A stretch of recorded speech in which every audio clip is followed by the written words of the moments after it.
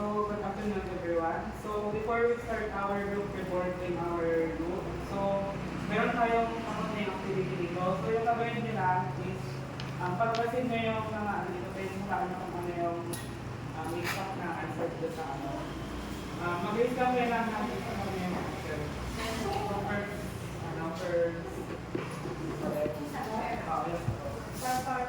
okay, very good.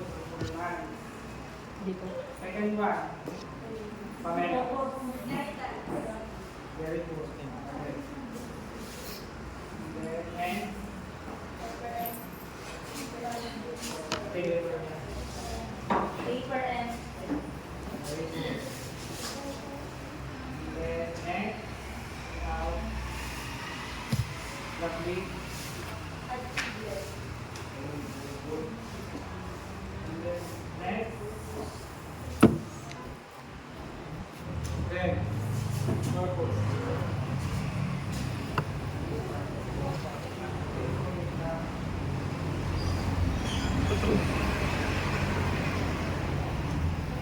So,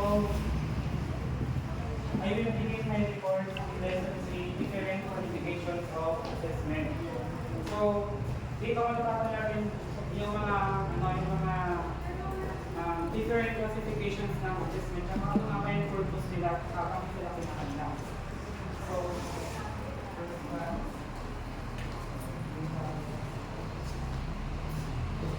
What are the different qualifications of assessment? So, ayan. Yung first one is yung purpose, which is education para sa kaibigan. So, sa education na, ito yung mga assessment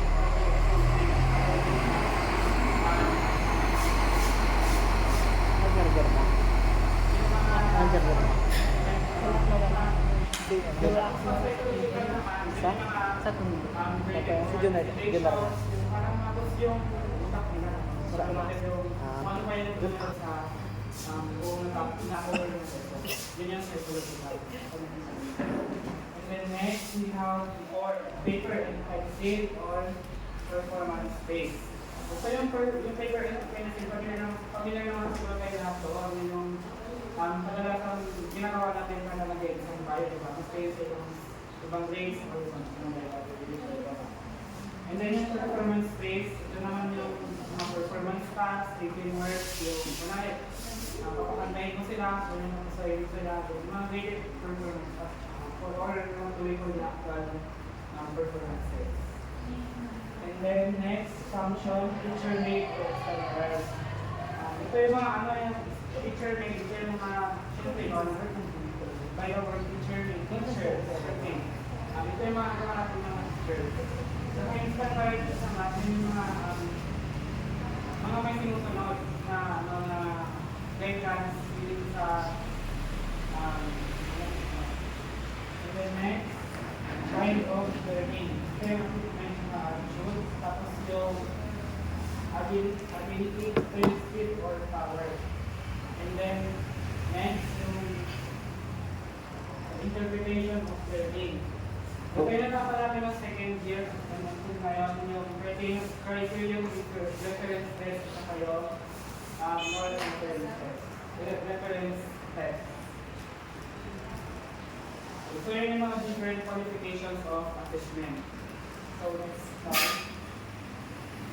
When we use educational and psychological assessment. Yun na, kaya natin mabit kanina, yung educational assessment, ginagamit yung from the beginning, during, saka after. Yung salative, for example, yung salative, the assessment, yung mga diagnostic test, yung assessment.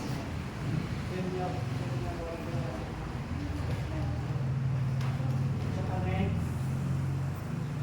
we have formative assessment given at the start of the Halloween. So, number one, learners know they do not know that instructions are implement what learners do not know. Dito, kahit may tayo magamit ng education assessment o kahit psychological assessment, para malaman natin kung ano pa ba yung mga hindi nila naglaman o naglaman nila. Tapos para matest din yung critical thinking nila. So And then the second one is misconception of learners so that they can be connected. Ginagawa namin sa para maging interest sa natin. Saka maging konektado rin sa dun sa or mag-relate sa dun sa topic natin. Kinig pa po ba? Yes po. Next, number 3. Confusion of kernels so that they can be clarified. Para naman, kapag may naman tayo mga nila pero makasipay nila yung natutunan mo nila is ano ba, is tama ang talaga or accurate mo talaga yung natutunan nila sa lesson ngayon. And then the last one is not parents can or not do those students nila practice can be given to perform tasks. Okay, so yun yung mga assessment giving as a part of the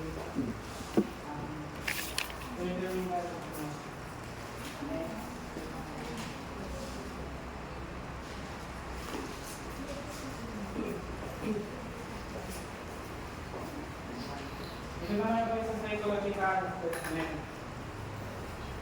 When we say psychological assessment, this is determining the learner's cognitive characteristics and ability to aptitude and critical thinking to use by guidelines considers to improve academic career and social development. So ito nga yung mga determining yung psychological sa utak siya yung mga naalala ng mga learners. Muna, magpapagod tayo ng kabatay na orientation. Isa na rin silang katuloy kung kayong mga nalaman nila or matutunan dun sa lesson natin. Pwede rin maging assessment kasi siyempre, kasi makakilala yung critical thinking nila ng gusto nila. Yun yung ginagamit natin para ma-measure natin at makita natin kung dapat bang mag-change tayo ng strategies natin sa pagtuturo. Paano may dapat natin i-improve bilang teacher tapos para mag-i-rin natin sa kanila yung journeys na kailangan nila ng mga